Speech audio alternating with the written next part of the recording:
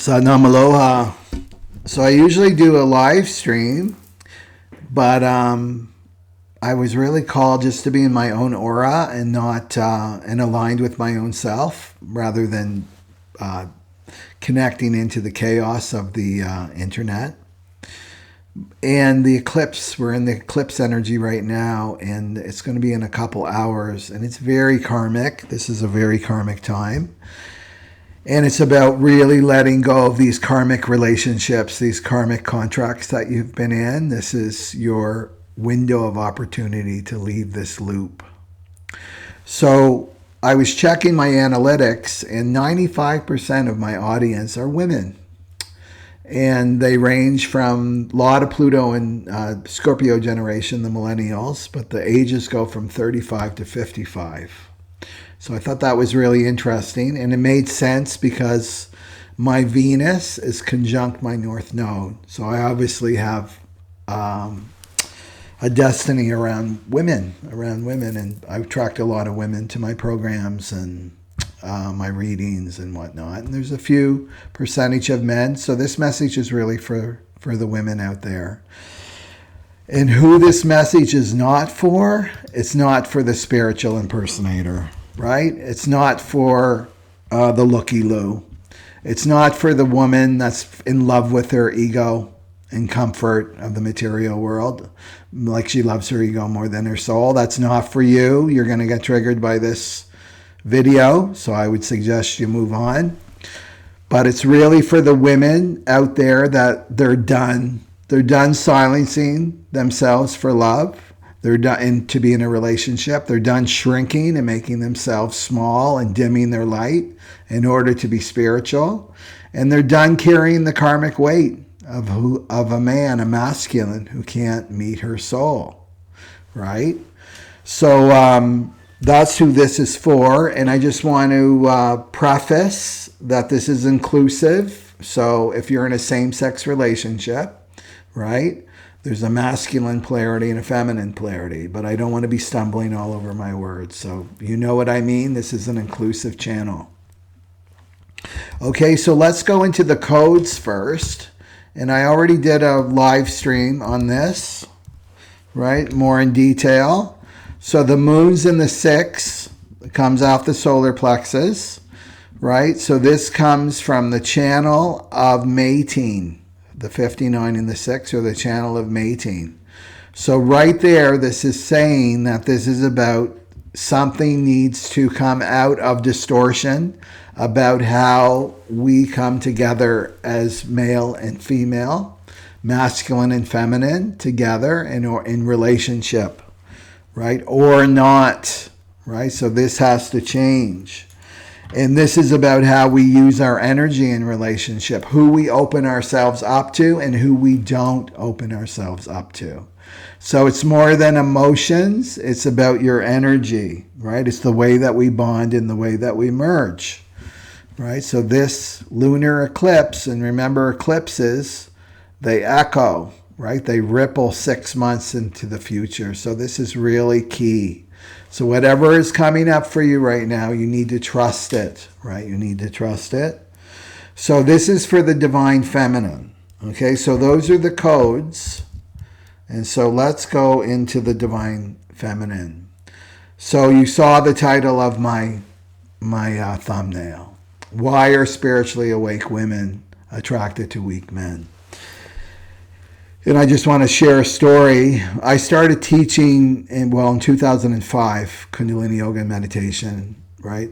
And I noticed, and then 2008, I was really teaching a lot, like 3 times a week, and doing workshops and immersions, and right, like really in it, really refining my consciousness. And what I noticed with mostly women in the class, and they would come up to me and they would say, I'm really loving Kundalini Yoga and I'm going through so many changes and I'm really like doing my inner work, but my partner, right, he's not on board. He's not interested in spirituality. He's not interested in coming to classes. And what can I do? What can I do? And even if I play music at home, he gets really irritated. Turn that Kundalini Yoga music off. because it's a sound current. As you know, it's a Shabbat Guru, and that's a sound current. It's a technology. Shabbat means cut through the ego so that you can feel your divinity, right? So it was agitating his ego. And what I would tell them is like, you can't do anything. You can't do anything. All you can do is keep moving forward on your spiritual journey and doing the work, right? And then I would also share with them that he's a mirror for you, and he's just a reflection of your own resistance to moving forward on your spiritual journey. So bring the focus back to you, and it's a mirror. Your relationship is a mirror. And if you're moving forward on your spiritual journey, the mirror has to shift. So either he catches up and gets on board, or he disappears and another man takes his place, right? That's how it worked. And often the woman would drop out. She would just disappear. She wouldn't be doing yoga anymore. She chose her resistance, basically. She didn't choose her partner. The partner was an excuse. It's just an excuse not to move forward. You have to look at it like that, right? We'll all change when he changes, right? I'll move forward when he moves forward, when I start to see him transform. And that's not the place to go for a divine feminine. You're the one that will lead, right? You're the one that will lead your partner on the spiritual path, or not. And it's if or not, then something will come to you that's more your match in frequency, right? So you have to remember that men are basically lazy, like they're spiritual lazy. So to have an awake feminine, a divine feminine in the house is like throwing the tiger in the house, right? You throw a tiger in the house, you got to move. You got to move. You got to catch up. And that's what the masculine needs right now. But not every masculine will choose that. So you have to look at it like that. Don't be using the excuse of your ego. I can't move forward unless my masculine, right, starts to change. It's not going to work. And I see so many relationships and so many women that are trapped in this, and they're under their conditioning. And their conditioning is make yourself small, fix men. You need to fix men. You need to play it small. You need to dim the light. And it's like, this has to go, right? For the age of Aquarius, this has to go for the cross of the sleeping phoenix. You need to be the phoenix now, right? So let's go into the dynamic so that you can see it, right? So we'll go back to here, what we're going to cover here, right? So this full moon eclipse transmission is the wounded masculine, right? Or the weak masculine. And the law of feminine conception, that's what we'll go through. That's a spiritual law. The starving of the feminine body in modern spiritual culture. We'll go into the false twin flame illusions versus the true divine union. And then we'll go to the activation of the flame within your body. And what the eclipse is asking every awakened woman to let go of. And then messages for the human design types and the twin flame travelers. So if you don't have your chart, go to my information box. I always have it there, and get your free chart. So we need to look at, he's not your counterpart, right? He's your curriculum. You don't want this. You want your divine counterpart. Okay, so let's go into the weak masculine. Just a few things that really came to me this week here, so you may be able to recognize it. And this is your conditioning, right? This is totally your conditioning right here that you have to let go of. You have to let go of. Okay, so the weak masculine, right? So here's a few things that the weak masculine does, right? So emotional withdrawal. He'll walk out mid-conversation when the feminine starts sharing her feelings, getting real and authentic. He'll walk away. So what this does is it triggers the abandonment wound in the feminine, and she shuts down, right? She starts to self-silence, and she starts to censor even herself, right? This is what it does to her. The weak masculine will use silence as punishment. Uses a silent treatment when she expresses emotional needs or truth, right? So this creates anxiety, overthinking, and feeling too much, right? Feeling too much lost in her emotions, making herself wrong, basically. Spiritual language as a bypass, right? So the weak male can appear spiritual. He's got all the words, right? But no, he's not embodying what he's saying, right? It's just all up here. It's mental noise. And he avoids any kind of emotional depth and real accountability. So this creates confusion in the feminine. She'll blame herself. I was wrong. Yeah, maybe he was right. It's total gaslighting, spiritual gaslighting. And then there'll be a suppression of her own intuition. She just got talked out of her intuition by the weak masculine. And then he appears stable while being inconsistent, right? So he plays the good man archetype, but his actions are different, right? So his actions are, he's a teenage boy, which means he's in and out. He's in and out. He's here, he's there. He's not consistent, right? So this creates in the feminine doubt in the relationship. She doesn't feel secure, right? Energetic mismatch and loss of trust in the relationship. Remember, the true masculine creates security, right? Security for the woman, not by his paycheck and his material things, but by his presence, right? So the woman, what she really, the female nature, she wants security, and the male, she wants to feel protected through his aura. And then the masculine, the correct masculine, the divine masculine, he wants trust. He wants a woman that he can trust. That's how these two work. This is ancient yogic teachings that are still applicable today. So here's some more weak masculine. He dismisses her emotional truth with logic, right? With logic. So he responds to vulnerability with rationalization or condensation. Just get over it. Right? Get over it. You shouldn't feel this way. And then all the logical reasons. Well, what does it do to the feminine? It builds up rage within her, and there's no outlet. There's no room for expression, right? So this is a loss of erotic connection. There's no emotional connection between the feminine and the weak masculine. The weak masculine refuses erotic intimacy, like true intimacy, while demanding emotional compliance, like you must obey, right? You must obey. So what she does is she withdraws sexually, right? Or shames or ignores her sensual energy, right? This rejection moon comes up here. And then she represses her feminine sexuality, and she can get physical symptoms like headaches, depletion, exhaustion, feels wrong for having need for true intimacy. That's a need for both the masculine and the feminine, but she's expressing it. And then this is a big one, right? The weak masculine is attracted to the virgin or the mother archetype. So the virgin or the mother bodies. So this is like the teenage girl bodies, right? The teenage girl temperament, right? Or breasts, and feels entitled to endless nurturing is the mother. We'll go into that. And so what the feminine does is she tries to shape her body into what he, as a weak masculine, desires.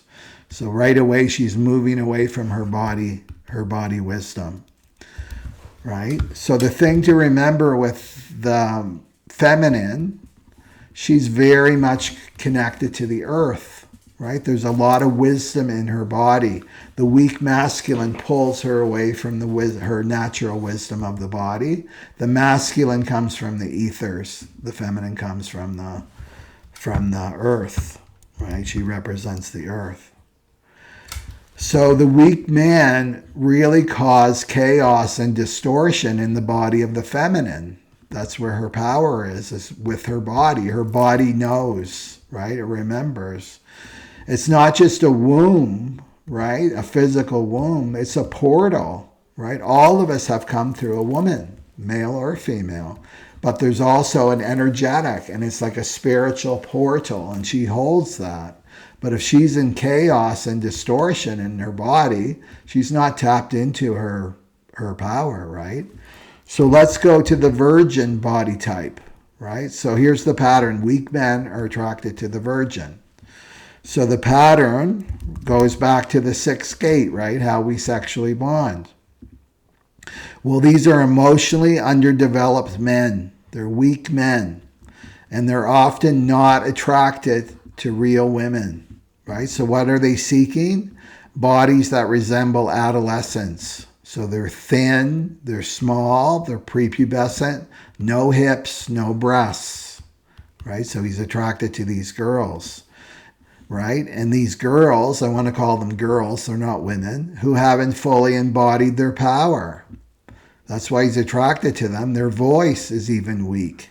Their erotic frequency is weak, right? So they're the good girl. They get to play the good girl, right? The teenage girl that he can control and feel powerful around as a weak man, right? So he's not attracted to the woman who bleeds and who feels and who burns and who's on fire with the flame. That's the divine feminine, right? So these men don't want the feminine, they want control.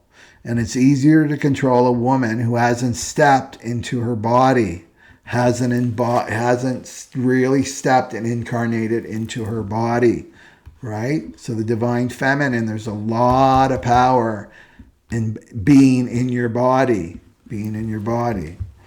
So you can see the beauty trends out there, right? The Ozempic, right? This bone-thin wellness influencers. This is a huge trend, and this is about staying as the virgin, right? And it's the fetishization of youthful innocence. So this is the fear of mature feminine presence, right? Which is hips and rage and sexuality and truth. It's the wild feminine that can't be controlled, right? That can't be controlled. So what's going on here is weak men are really afraid of power. They're not afraid of beauty, the woman's beauty. They're afraid of her power. Because when a woman embodies her full form, like curves and all, right? Her goddess body, her natural body. I'm not talking like Lizzo body, like diabetes body, emotional eating body, but her natural healthy body. It's the Rubenesque body, right? Like fully in her form, right? Like the moon, like the full moon. He can no longer dominate. The weak man can no longer dominate her energetically, right? So when she comes into her full form, he's got to rise. The weak masculine has to rise to her or scatter like a cockroach, right? So that's like, when you turn the lights on sometimes, if you're in a place that's not very hygienic and the cockroaches start scattering, that's what the weak masculine does just in the presence of the divine feminine, right? Just her energy will scatter. They're frightened of the divine feminine. So the divine feminine says in this case, when you get in touch when you're aligned with your divine feminine, the divine feminine says, you cannot shrink me into your fantasy. This is the illusion of the weak man. This is the illusion, right? In a fantasy. You can't shrink me into your fantasy. I'm not a virgin. I'm not your daughter or a doll you have on your arm that looks good and doesn't speak. I will not dim my light for crumbs of false love or try to fix you like my maternal line of ancestors. And that's your conditioning, right? I have a friend and she was married to one of these weak men. Right? He was like an architect and he had all the beautiful collections of,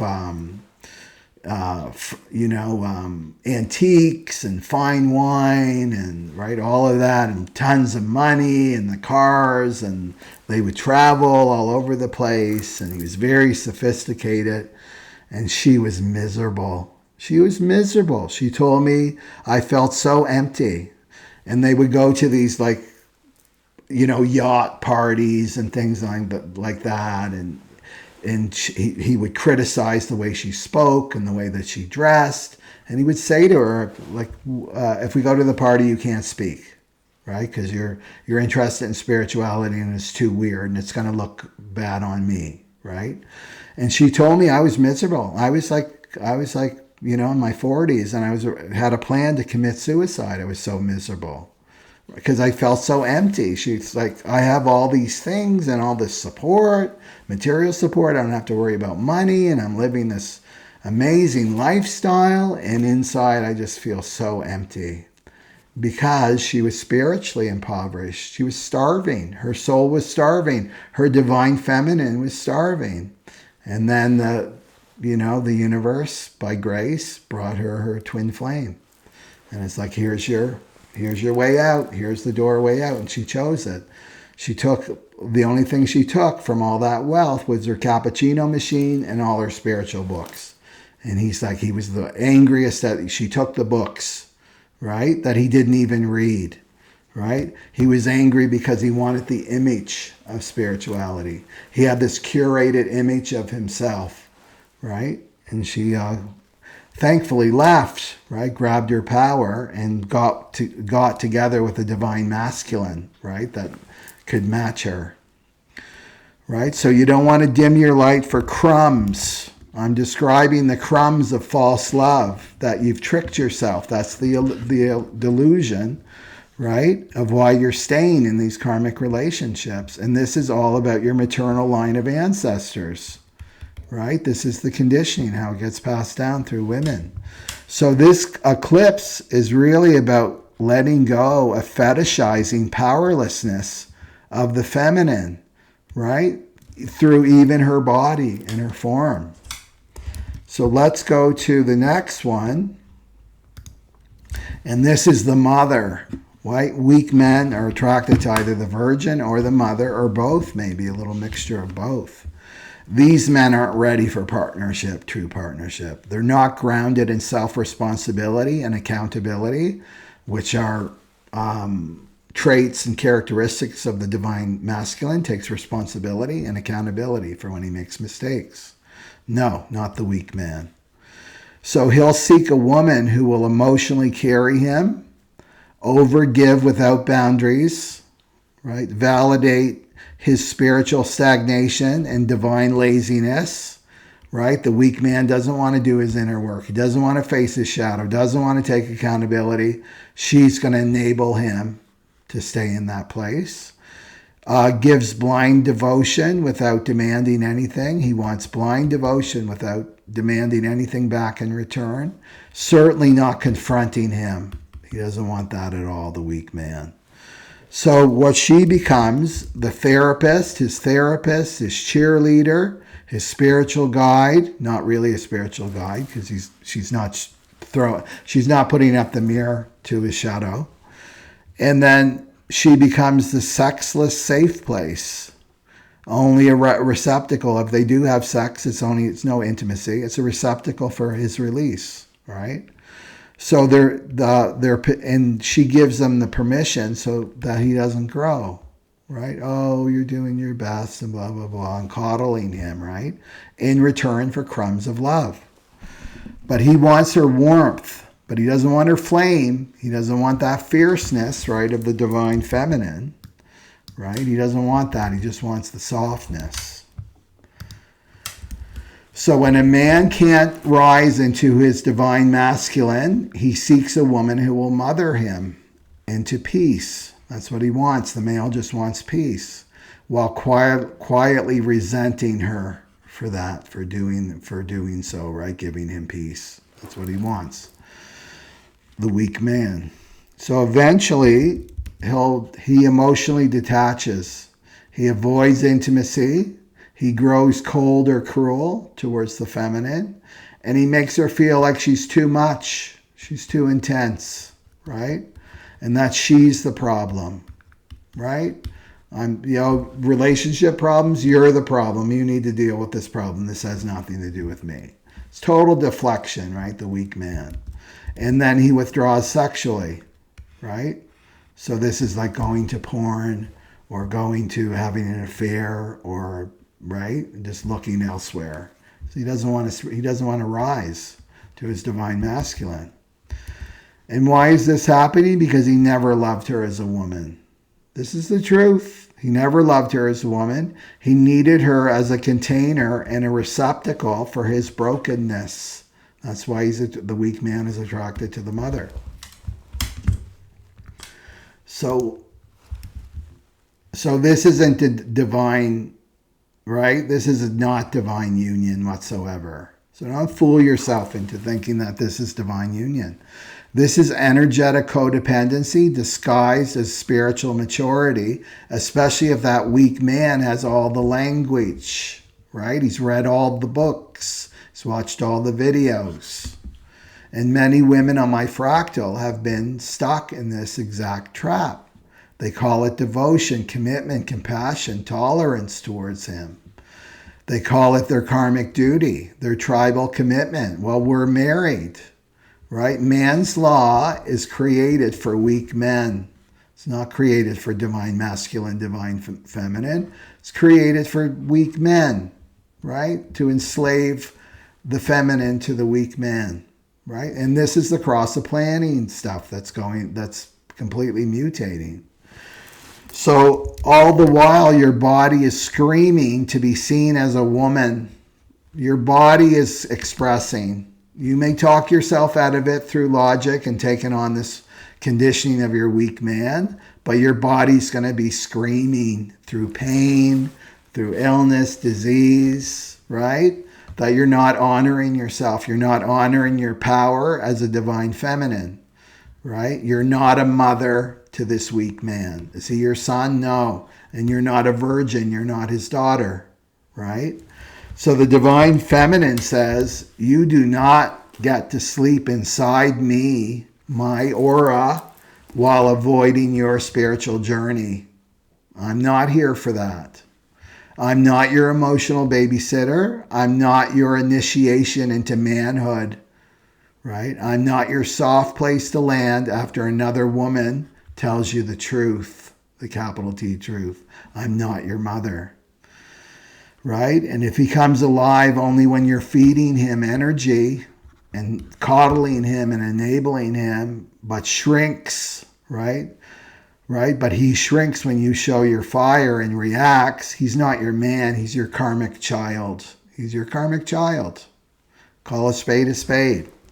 So this eclipse for the divine feminines is the moment you return to your body. So make that commitment. This is the moment I return to my body. My body knows, right? My body knows. It's holding the codes for me to claim my power. And you hand him back to the divine, right? You're not responsible for him and his journey. You send him back to the divine. So right here, so your body isn't confused. You may be in this space, right? Your body isn't confused, right? If it's going through pain and your body's in pain and you're going through all these, you're exhausted and this and that. It's not your body that's confused. It's reacting to the chaos that you've been told is love. Your body's communicating. The divine feminine is communicating to you. This isn't love. It's not real. It's an illusion. So you don't need therapy. Don't be running to therapy, couples therapy with a weak man to make yourself wrong, right? You need clarity to stop conceiving pain, right? So I'll go into this law in a sec, but let's just do a rundown here of weak men. So weak men want control, right? So through the virgin archetype, it's through shrinking, that the woman has to shrink her body and become skinnier and skinnier and not take up space. And then the mother, in order for control, is through overgiving, demanding that the mother archetype give without limits. The weak man wants to avoid power, right? Avoid any kind of power or even sharing power. Right, so the virgin archetype is like, right, he's avoiding divine feminine power. That's what the weak man wants. She won't challenge me. The virgin archetype won't challenge me. She'll agree to everything I say, right? She'll never question me. She'll just be like a dog, right? Like a lap dog. And then the mother archetype is she'll carry me, right? She'll carry me. And then the weak men want sexual distortion, and this is fetishizing youth, wanting to stay, or his woman to stay youthful. And this is why the 7-year itch, when women start to get a little bit older, he's trading her in for a younger one, right? That's the weak man. And then the mother archetype, he wants emotional dependency. He doesn't want sex, he just wants emotional dependency here. Okay, so let's go to this law of conception. So this is a spiritual law. So whatever the masculine gives to the feminine, she conceives, grows it, and then births it out, right? She'll birth it out. So this isn't just about her physical womb. It's the portal. It's energetic. It's her energetic. So this is not just like the seed. The masculine's giving the woman the seed, and she conceives, and out comes the baby. This is like energetic womb. So whatever you give them, the feminine, she'll give back, right? So a great song that really illustrates this law. It's like an old R&B song. There's a thin line between love and hate. Right? The sweetest woman in the world can be the meanest woman in the world. Right? That's a great song to listen to get your divine feminine riled up. In the best version, there's covers, but the Eurythmics, or maybe it's just Annie Lennox that did it. I think it's on Medusa. Or just Google it on YouTube, and she really gets the emotional fuel behind the words, but it's this law of conception, right? So remember the womb, your womb is a portal, it's an energetic. So if the man offers confusion, she's going to birth chaos. If he offers her true presence, divine masculine is presence, she births love.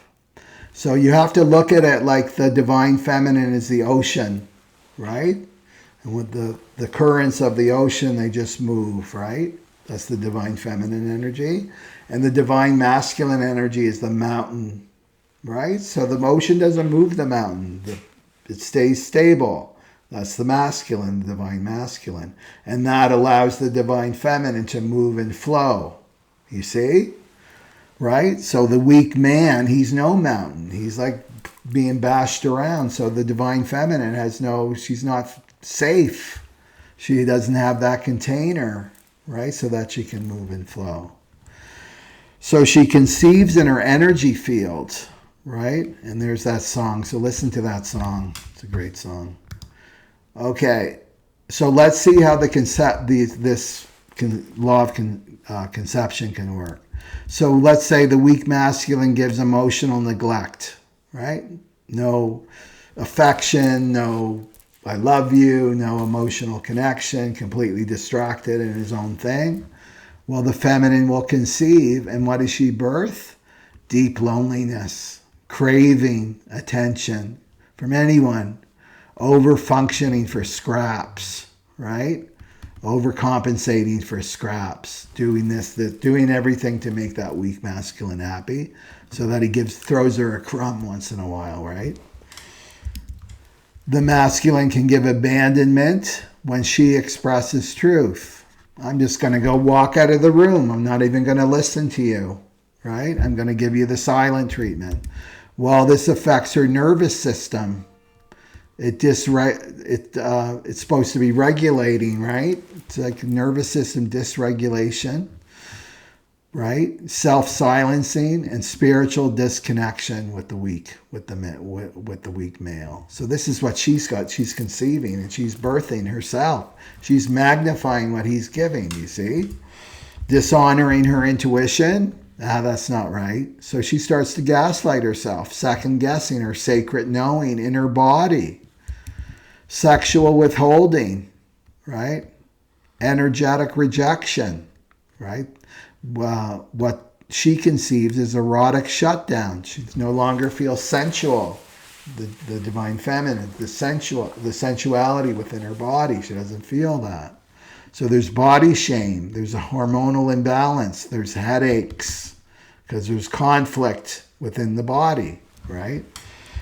There's inconsistency with the weak masculine. He's hot and he's cold. He disappears. Sometimes he's there. Sometimes he's not, right? He's hot and cold. He's not consistent. Remember, the divine masculine is present. Does that mean that he's physically present all the time? No, but he's energetically present. Even when you're not in the same, maybe the divine masculine is doing his thing working, and then the divine feminine is doing her thing, they still feel each other, right? So is the divine masculine present, right? Right? I can feel it as the divine feminine. She can feel that presence of the divine masculine in her life. She can tap into it, right? So what this does is it produces anxiety, overgiving, hypervigilance, soul fatigue, because she feels like she's got to do everything herself, right? So she becomes the weak male as well. So control masked as guidance, right? I'm just guiding you, I'm just helping you, but really it's about controlling you. So this is the feminine nose. Rage without any place for it to land, no place to express. Emotional rebellion, right, with others. So it will come out in other relationships, right? Bypassing, if the weak masculine gives bypassing emotional depth with spiritual language, right? Talking himself out of his feelings with the nice sounding words, right? Remember, he's a curated image. It's not real. It's not authentic. Well, then the divine feminine will suppress her body impulses, right? Mistrust of her own heart, confusion disguised as peace. Her body's confused, but she's telling herself, no, everything's fine. She's right, and it's a lie. So praising what he considers good, right? He only gives this, and then he fears her shadow. He fears that divine feminine shadow, the black moon Lilith coming out, right? So what she does is she represses her shadow, right? So this causes emotional distortion and fragmentation of her power, right? So it's not a full expression of her power. She makes her power wrong. She makes that shadow wrong. She doesn't feel safe to be that ocean and to express the shadow. Right? So he gives her attention only when she's soft and silent, when she's the good girl, or she's nurturing. She's giving without limitations. She's not causing him any trouble, right? And then what happens to her is she starves the wild feminine and the disappearance of true eros and sensuality. So basically he neglects her. And what does this do? Crises. So you see this with couples. Suddenly the woman is getting in accidents, or she's getting a flat tire, or all these things are happening. And basically it's her subconscious wants his attention. But the weak masculine can't give that to the feminine. So she's got to watch this. So let's look at the divine masculine, right? So, and there's lots, I could do a whole like weekend webinar on this thing, the divine masculine, but just a few things so that you know, right? So the divine masculine stays in the room when emotions rise. He's the mountain. He can handle her shadow. He can handle her emotions. He doesn't move. He holds a space for her to express, right? Well, what happens with her? What does she conceive? Well, she softens. Her heart softens. She shares. And she heals. The divine feminine has to express. She has to express, right? So when the divine masculine speaks truth and gently but clearly, she trusts, she receives, she blooms there. He validates her emotional experience. She opens, right? But doesn't take it on. She'll open. She embodies. She expresses. So the divine masculine is like the sun. And what happens when the sun comes out? What happens when the sun goes away? The flower goes inward, right? Goes inward and closes. And then when the sun comes out, it opens, right? It opens to the sunlight. That's the divine masculine, and the divine feminine opens and blooms in the sun, right? And that's the divine masculine energy. He holds her Shakti, right? Her feminine power, right? Her feminine energy. Even when it's chaotic, even when she's freaking out, right? She's screaming, she's frustrated about something, right? She's expressing, she's in it. Well, he can hold that. It's not going to trigger him because his nervous system is strong. He can handle that. He can handle her anger, her shadow, anything that she has to express, right? So what does she do? She surrenders. She surrenders to the divine. She creates. She loves without fear. Her creative divine feminine energy comes out, right? So when he gives her consistent presence and action, like follows his words, what he's going to say, keeps his promises, he's just not in and out and flaky, Mr. Flaky, right? Well, she regulates. Her nervous system regulates. She rests, she relaxes, she roots, right? And this is a main job of a divine masculine, is to help her to relax, right? The divine masculine helps her to relax, to let go, like shoulders are down. Breathing gets deeper and to relax, right? And that's to trust in the divine.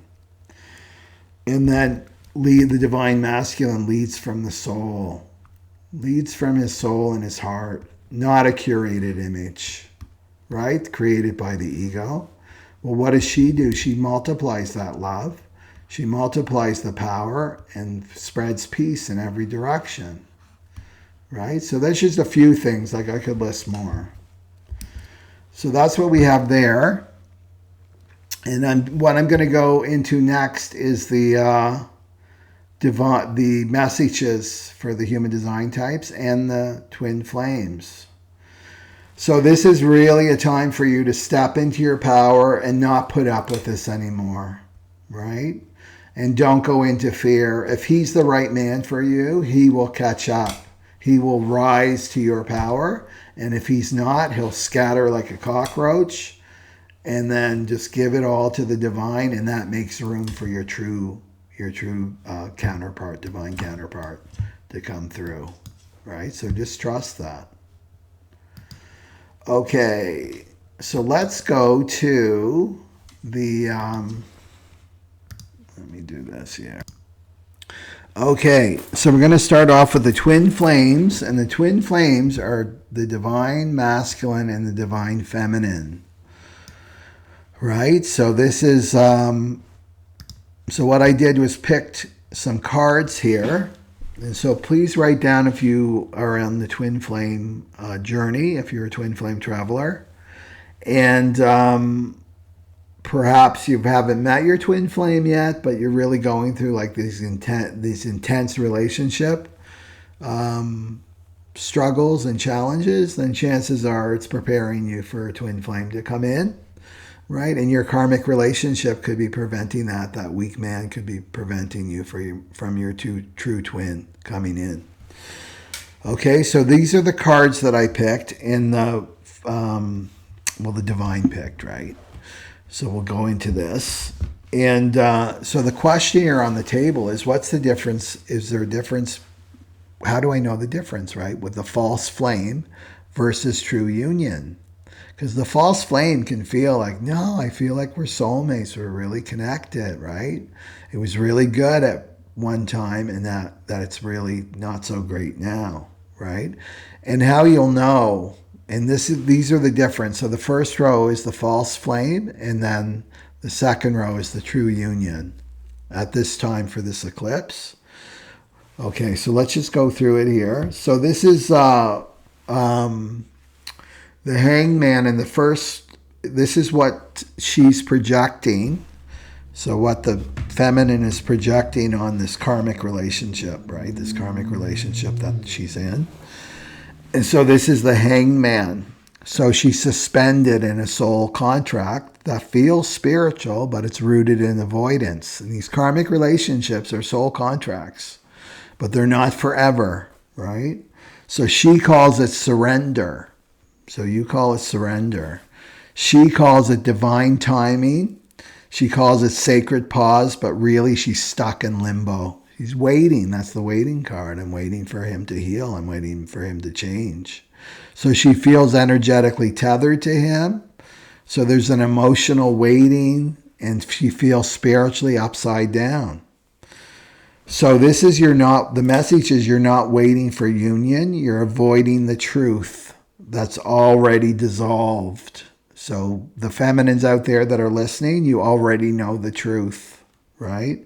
So the illusion of stillness is masking the fear. You're telling yourself, well, we're just on a pause. We're going through a rough spot right now. Things will change. This is masking the fear of letting go, right? So so that's what you're projecting on the union. And then the card 2, you see, is the 5 of Wands. And then this is what's actually being mirrored, right? So this says 5 of Wands. It's not a sacred contract. It's not a sacred union, I mean. It's a karmic conflict. So this is subtle competition between you two, right? And unspoken resentment, a push-pull in dynamics. There could be like fighting in your relationship. And this triggers, well, we're just being intimate, right? This is just part of our intimacy, this conflict. And what you're doing, feminine, is you're fighting for the connection, but the relationship itself is where the spiritual battle is happening. And so this is not the message with the 5 of Wands. He's not your mirror. He's your storm. He's your storm right now. And then the card 3 is the 3 of Cups sideways. And this is what you must release. The illusion of joy. Notice that it's sideways. It's not really up and it's not really down, right? So this is the almost connection. It's an almost connection. So the third party dynamic, whether physical or emotional, so it's showing you that there's another party, either with the karmic is being drawn to another relationship, or this could be you drawn to your twin, right? Some third parties in there. So you got to release that. So the fantasy that it's worth celebrating because it feels deep, right? So that's the illusion. This relationship, it feels deep, even though it's not consistent. So the feminine's romanticizing the fragments, the crumbs, right? And this is a message is to stop raising your glass to a connection that keeps spilling. Keeps spilling. It's not working. Card 4 is the 3 of Swords. And this is what your soul is calling you to face, feminine.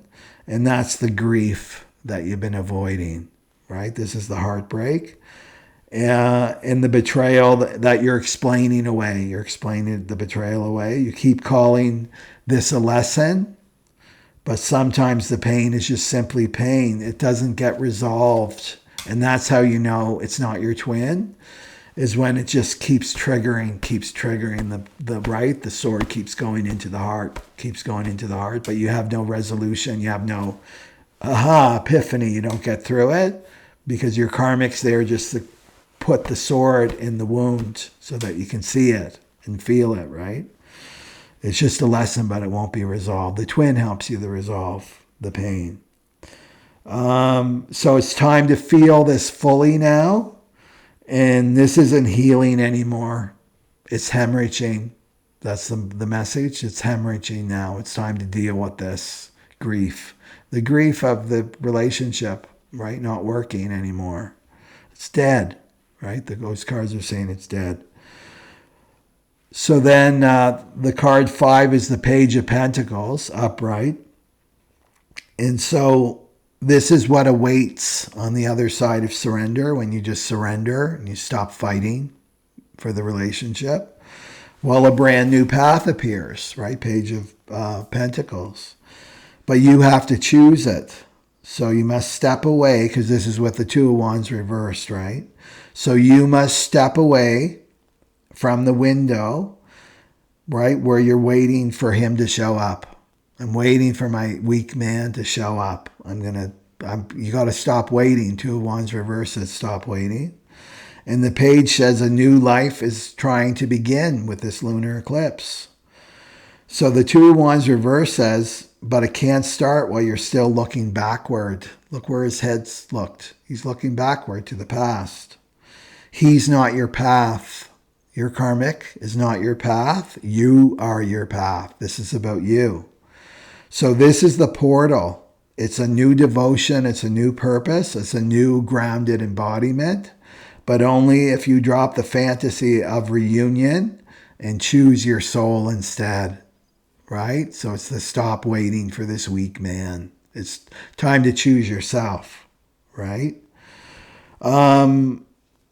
So let's go into some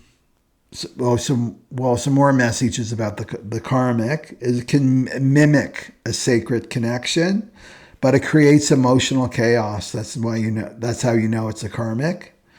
It feels deep because past life ties are there, right? Or a psychic familiarity. That's why it feels deep, because you're drawing on your past life. It's not real in this lifetime. So it keeps you spiritually suspended, the hangman. It triggers more than it transforms, that Five of Wands. And it offers moments of connection, but no consistency, the Three of Cups sideways. And it masks heartbreak with spiritual labels, like spiritualizing it, not really dealing with the pain and not acknowledging the pain in your body. And this blocks the real beginning, which is the Page of Pentacles and the Two of Wands reversed.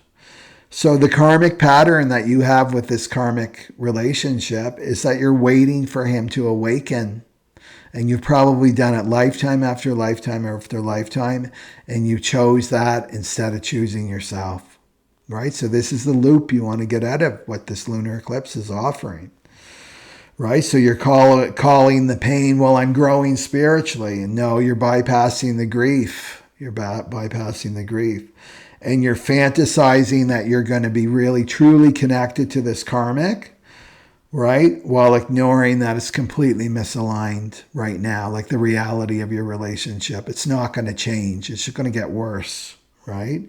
Because your spirit, your soul wants you somewhere else.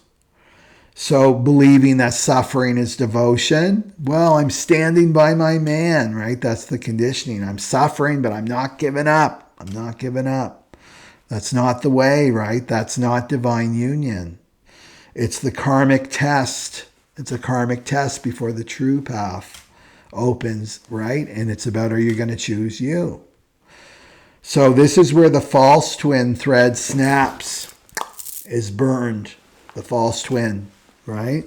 It burns, and this is where your soul ends the contract with confusion. You have a contract with confusion.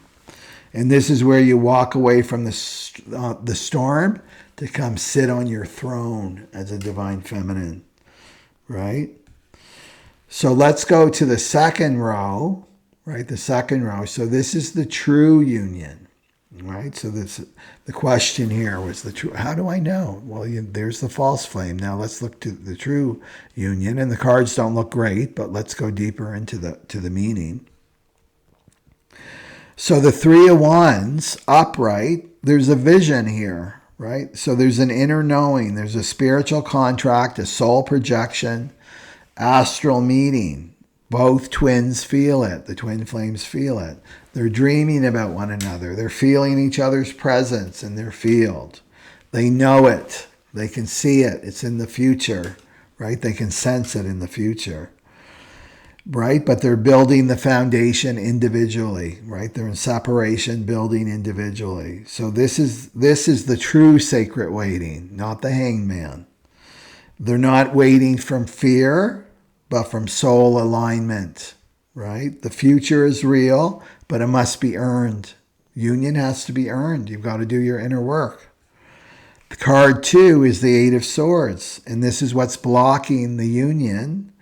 Mental imprisonment, right? Ego stories, self-doubt, fear of being seen in your full truth, and right, without the masks on, right? That the karmic is the weak man is requiring you to wear, right? It's like you're seen naked in a sense, right? Spiritually naked as you are. So this is the story that one or both twins are still playing on loop. So not maybe the runner is doing this story on loop, or the chaser's doing this story on the loop. Within the loop is, I'm not ready for this. This is too intense. There's too many obstacles to this union, right? It's too much, right? I'll be abandoned again. What if I made a mistake? What if this is crazy, right? But the love's still there. If you drop into your heart, the love for the twin is still there. But the mind is in a cage. The mind is in a cage, right? So love is divine. This is a spiritual union. It's a spirit. It's all about spirit, not about ego and mind. And then what's being cleared for the twins? That's the Seven of Cups reversed. The illusions, the lunar eclipse, the illusions are falling away. This is the end of fantasy for both twins, right? The karmic, the lights are coming on. It's like the bar at the end of the night. The lights come on. It's like, oh my God, I've been like making out with you, right? Been dancing with you. It's like a shock, right? So this is what the twin is going to see with the karmic. Oh my God, I can finally see you. I've been so under the spell of glamour from my karma, right? Of the weak man. I thought you were this and you're not at all. You're going to be able to see with clear eyes, right? That's what the Seven of Cups reverse says. So the veils are lifting. So you're not going to be projecting your true twin onto your karmic.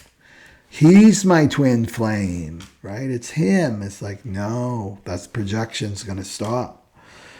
So you're going to see clearly who's not your match, who's not meeting you, right?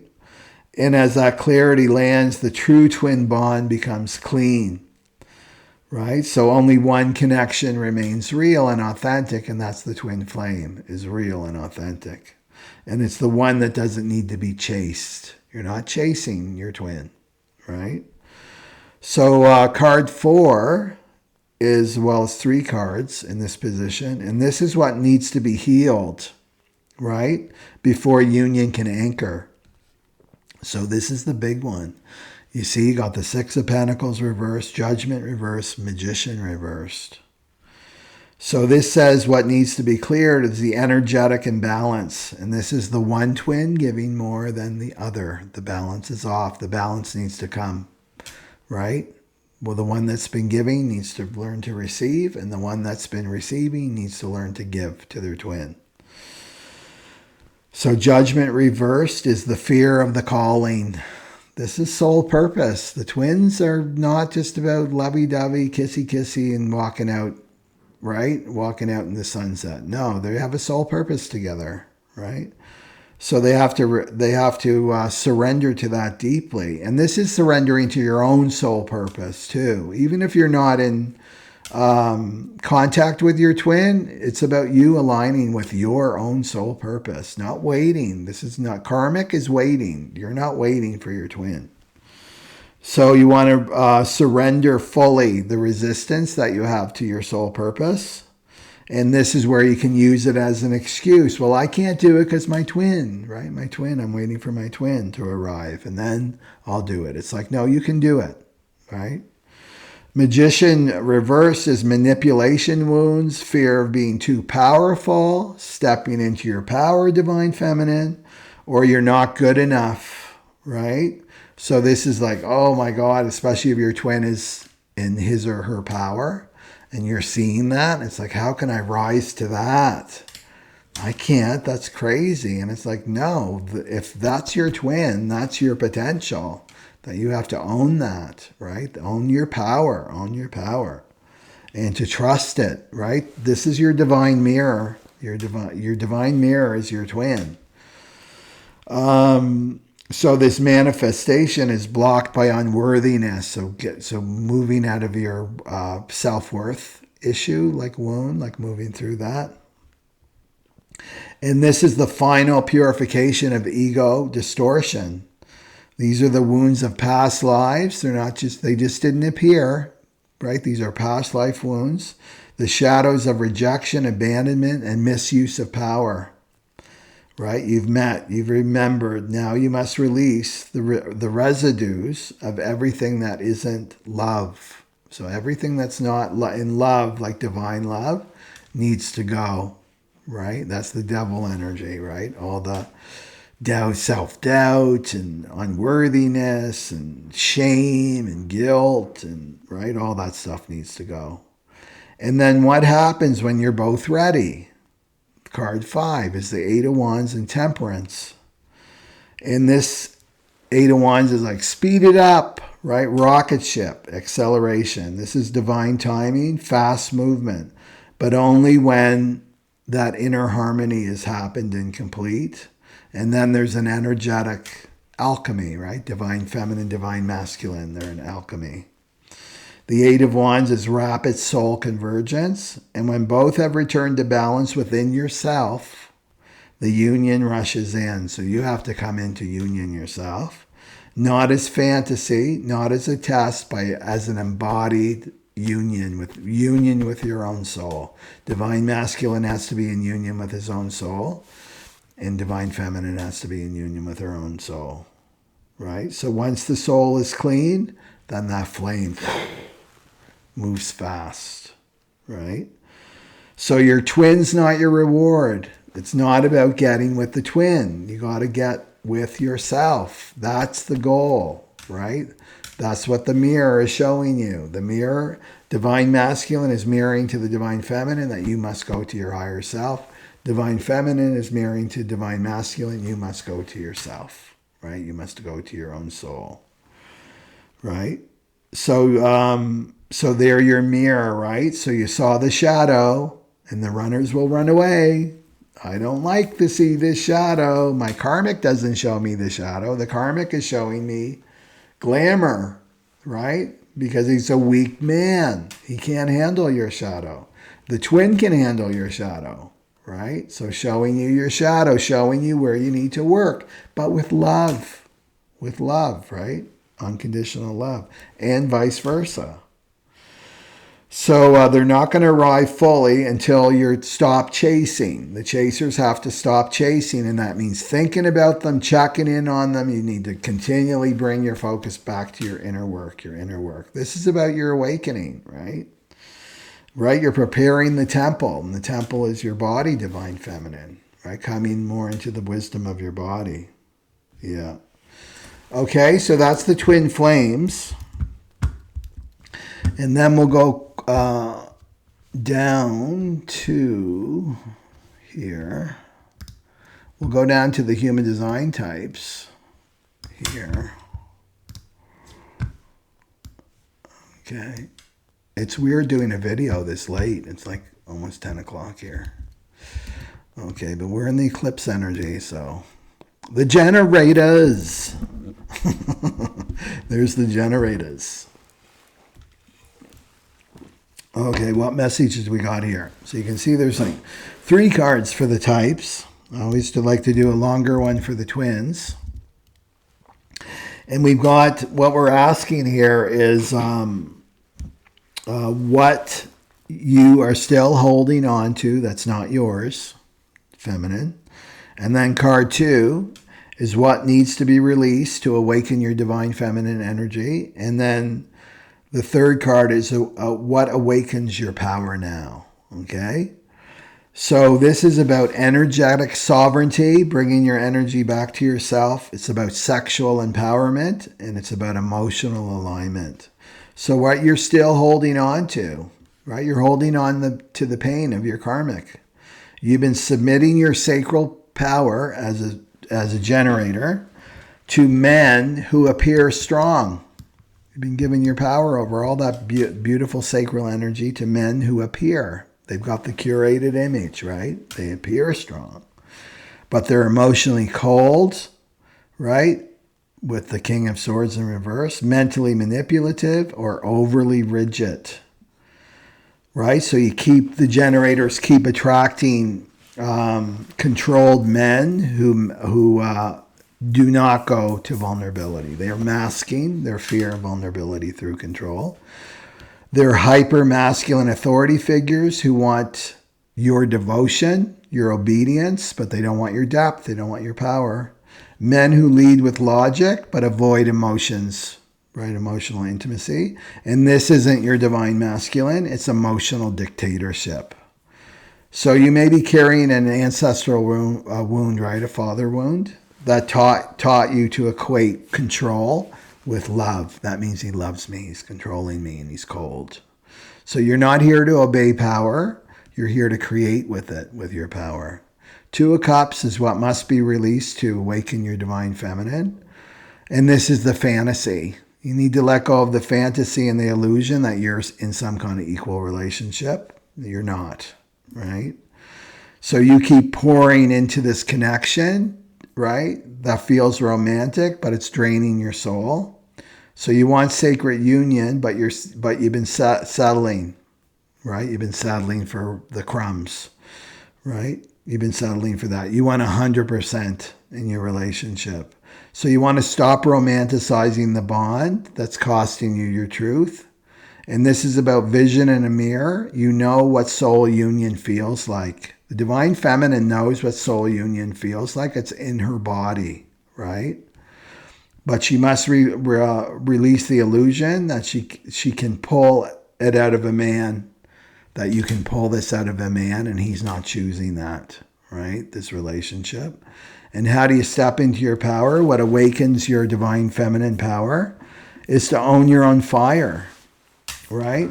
Be your own embodiment of yes, right? Because this is the generator, right? Be the embodiment of that, of yes, right? So the King of Wands is your mirror, not of a man, but your own sacred fire. It's not about the external. And this isn't about you waiting for a man to lead.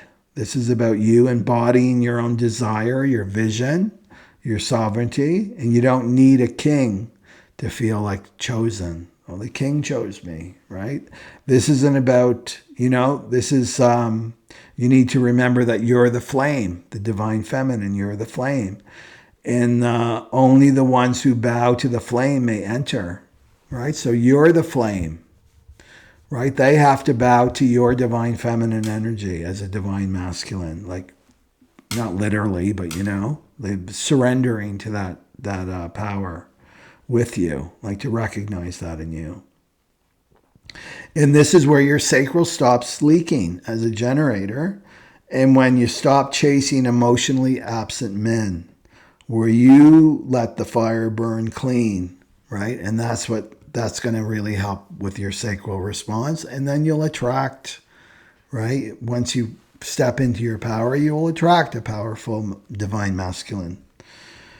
So stop making mistaking control for leadership, and stop giving your sacral yes to men who aren't meeting you there, right? You've been trained to believe partnership is compromise, and it's not true. That's your conditioning. And your soul is calling complete sovereignty, like you're self-sovereign, right? And this will help you burn off the father wound and burn away fantasy, right? That's leading you from your flame. That's an awesome message. Okay, let's go for the MGs, the manifesting generators. And so the theme here, right? And this is about what you need to leave behind and what you need to activate your divine feminine energy. Right? So this is about energetic honesty. It's about being on the right fractal for you, and then being the embodied devotion. So what you're still hanging on to that's not yours, that you've taken on, somebody else's, is a lie, right? And it could be your own lie, right? So you've been lying to yourself about the relationships in your life that no longer feel clean, the partnerships that are draining your frequency, right? Your karmic relationship is draining you. The spiritual projects that look aligned, like, oh, I got all these projects on the go. They look aligned, but they're not embodied. It's that curated image. It looks good, but there's no substance behind it. It's like the facade, the old Hollywood movies, and they would have the Western, and it would just be the facade, right? It's just like one dimensional. So your projects can feel like that. There's no substance. There's no depth to it. So you've been smiling through some red flags, MGs. That's what this is saying. And you've been spiritually bypassing in community spaces. So you've been staying too long in places that your body, right? You've been staying too long in places where your spirit is already gone, right? Your spirit is gone and your mind hasn't caught up yet, right? Hasn't caught up yet. So you've outgrown the room, but you're still performing to the crowd, right? You've outgrown that room. So this eclipse is bringing truths into light, whether you're ready or not. So what must be released to awaken your divine feminine is this image. Again, it's the facade, the image of happiness. It's not real. The performance, right? You're performing that you're in harmony and you're spiritual and you got it all together. You're being fakery. An illusion that this is good enough. Well, this is good enough. This will do, right? So you may have told yourself, it's not perfect, but at least it's something, right? At least I'm not alone. I have people around me. I'm being grateful. I have to be grateful for this, right? But it's not ringing true for you, MJ. So this is where gratitude becomes a leash because it's inauthentic, right? So you want to stop calling compromise joy. You're compromising yourself. So this card says, let go of the dream that isn't giving back, right? That isn't, maybe it was a dream at one time to have this, and now it's like there's nothing. It's shallow. Remembers the divine feminine. You're the ocean. You're not a mud puddle, right? You're an ocean. You want depth, right? So the feminine can't awaken in a space that requires you to abandon your body. The divine feminine cannot thrive and awaken in a space where you have to abandon your body, right? That's your power, is your body. Your body will let you know, yes, this is the right place, right? Your sacral will be on fire. And then what awakens your power, MG, is embodied devotion, daily truth, and focus magic with the Eight of Pentacles. So this is the card of sacred contribution. Like, what do you want? This is going to awaken you. Like, what? Are you really on fire to contribute into this world? So it's not about doing more. It's about doing what's real and authentic. Let all the rest go. There's no energy for this event that I'm part of, or this so-called spiritual gathering. There's no energy there. My body is like contracted and I feel like I have to be out of my body because I'm bored to death. I'm not being fed spiritually. You want to be doing what's real and authentic, like what lights you up, right? So you want to be like authentic and real. Those are your words for lunar eclipse. You want to be in real relationships, not fake relationships. You want to be in real gatherings, right? Real resonance, real commitment to your body and your path. Right? And you don't need another healing modality, right? You don't need another workshop. You don't need to learn something new over and over and over again. This is what the MGs do. You need consistency with your truth, right? This is the daily sadhana. This is the daily discipline with the things that you already have. You already have the tools, right? You don't need another one. That's the ego keeping you distracted. Right? And this is fragmentation, right? That's keeping you, you're fragmenting yourself, you're fragmenting your energy. And it's well, I'm just being free, right? And it's no, you need consistency with your truth. That's what the Eight of Pentacles is saying, right? And all it does, it keeps you in an energetic chaos. You don't need that as an MG.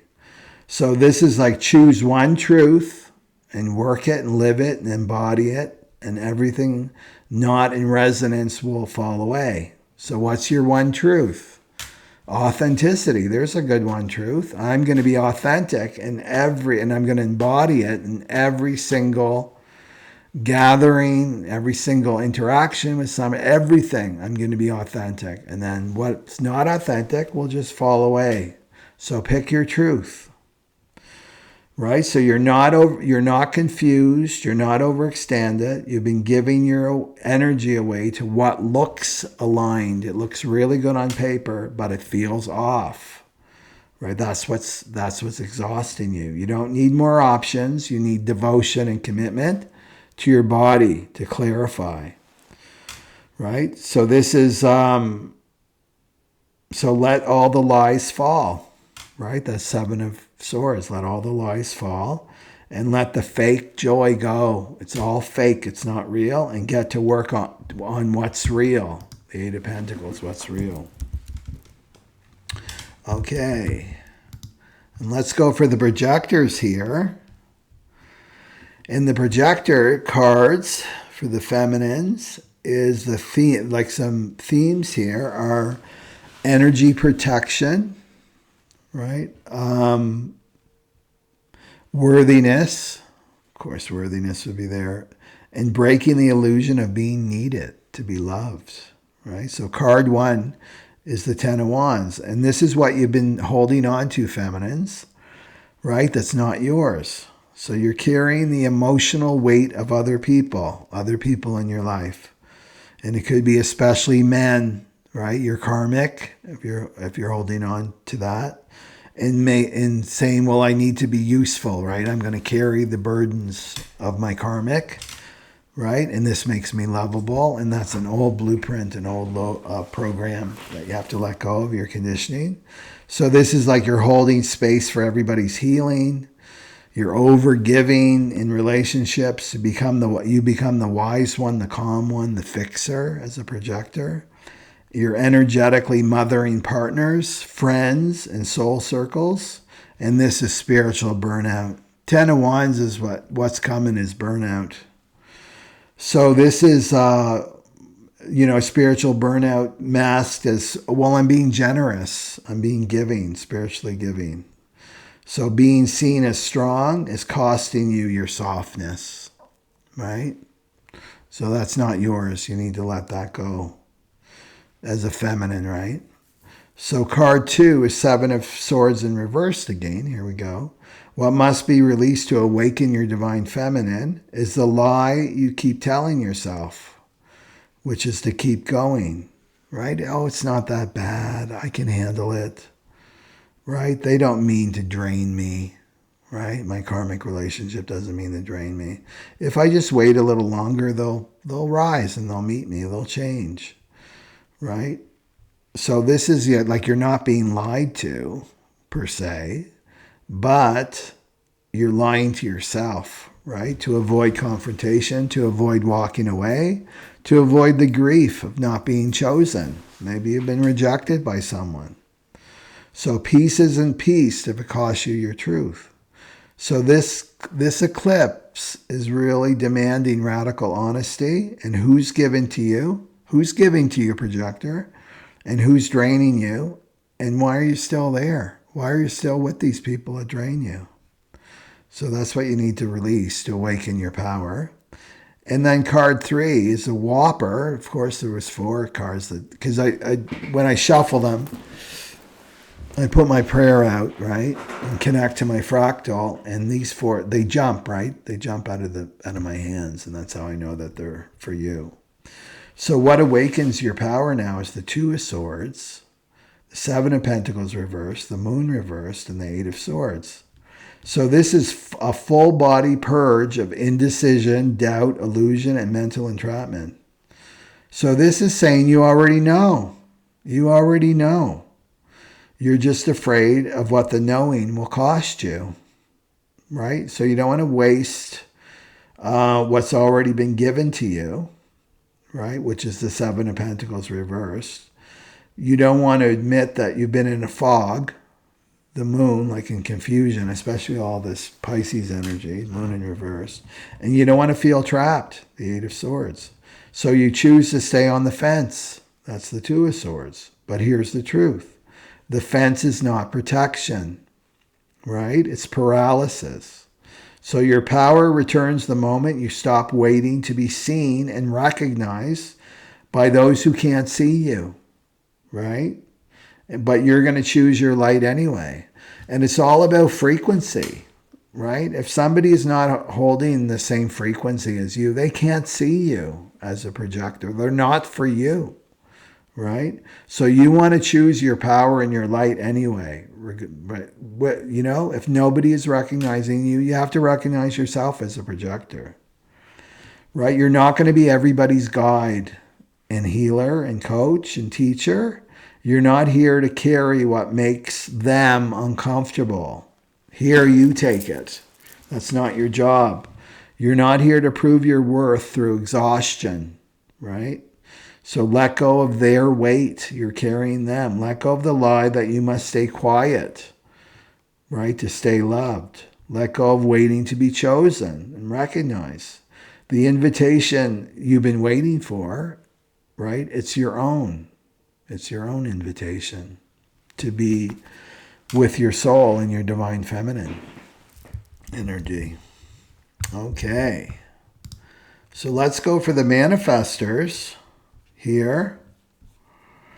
And the manifestors are tired. There's that 10 of Wands again. They're tired of being strong, the manifestor women. They're tired of being silent, and they're tired of being spiritually alone, right? So they've been carrying the weight, right, of independence and spiritual stagnation. They're not growing, but they're calling it peace, right? Because the manifestor wants peace. And the eclipse is going to crack that illusion out of world crack, right? It's going to be an explosion. Okay? So the themes for you manifestors are deconditioning, false spiritual strength, owning desire, and reclaiming your joy. Right? So you're not resting, right? You're not resting, you're retreating. So you're not at peace, you're disengaged. You've told yourself this is spiritual, but it's really self-protection. You're protecting yourself. You've been taught that to be strong means you need to carry it alone. To be sacred means you need to keep your mouth shut, stay silent. And to be independent means you never need anything from anybody else. But the weight's too much now. And the silence has become self-abandonment. You don't need to be the calm one. You don't need to be the real one, right? You just have to be yourself. And then card 2 is the 9 of Cups reversed and the Knight of Pentacles. And what must be released to awaken your divine feminine is pretending that you're satisfied, that your life's fine, you're nodding along. Oh yeah, it's not that bad, it's good. It's all good, I'm fine. Nodding along, right? Walking the slow, safe path, but underneath, you're starving, right? The manifestors are starving for more. More emotional depth, more spiritual exchange, right? More equality in terms of your spiritual journey. More embodied desire. More real joy. But you're moving slowly, the manifestors, because you're afraid that asking for more, you can be perceived as selfish. So wanting more is not a betrayal of your path. It's the beginning of your truth. And you must let go of the false fulfillment that you've settled for that's not real. And you got to own the wild, right? The feminine hunger that's underneath that mask. So card 3 is 3 of Cups sideways. So what awakens your power now is real joy, real connection, real celebration. Right? So this only stops when you pretend that you're happy and you're satisfied. Right? And that you're surrounding yourself with people that don't meet your fire. They're not aligned with you. They're not your soul tribe. You're toning it down as a manifestor. Your truth to be accepted in spiritual spaces. Remember, the manifestor aura is very powerful. I get an energetic goose whenever I'm around a manifestor. I can feel them. People notice them. Their aura is moving through time and space, right? It's a trajectory. It's moving. That's what it does. It moves energy. But you're trying to I need to be accepted. I need to keep myself small, right? So the sideways pull says you're almost there, but you're still holding back. The 3 of Cups and sideways.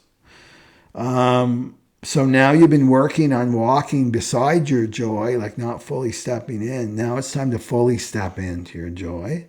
And this eclipse says you don't need more time, you need more truth. You don't need more time. Oh, I wish I had more hours in the day to do this and that. No, you need more truth. You need more authenticity. So you want to choose the right people and the spaces that light your fire, and that will burn off everything else.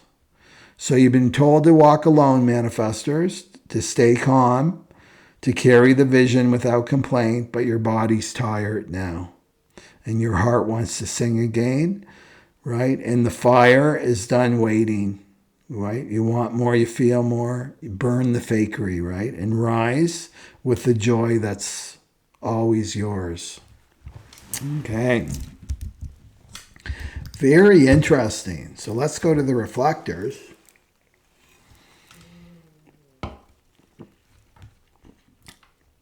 And the reflectors, let me know if you're a reflector. Here. Let me just do this here.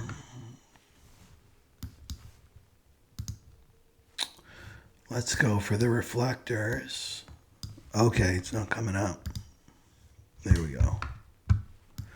There's a reflector here. And what do we got for the reflector?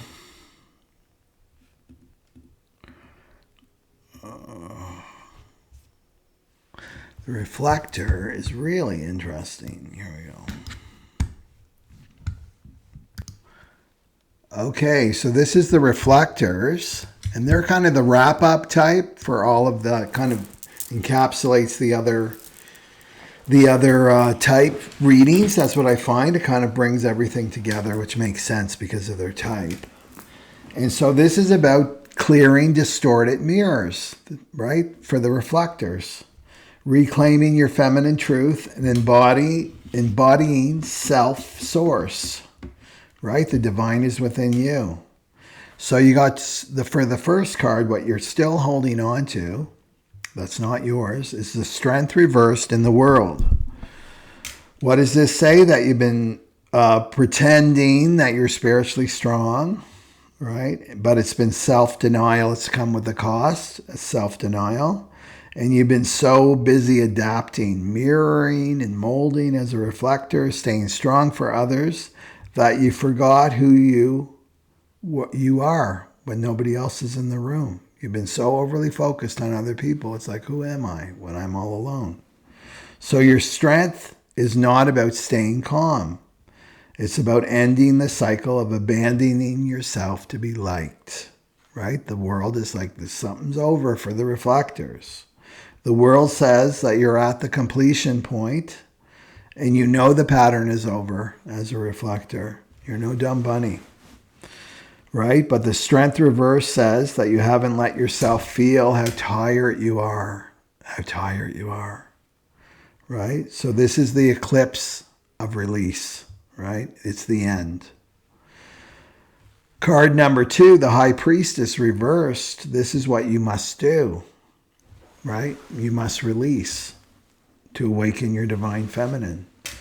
Well, you stop trusting your knowing, right? You've been doubting your intuition because your environment has been reflecting back confusion, not clarity. But you keep asking, is this me? Am I too sensitive? Right? Maybe I'm crazy. Did I hear that right? Right? Maybe I'm being dramatic. But this is not the inner noise. This is just the inner noise, right? So this is about you. The external distortion is being reflected, right? So you're reflecting this back to because you're a reflector, the mirror, right?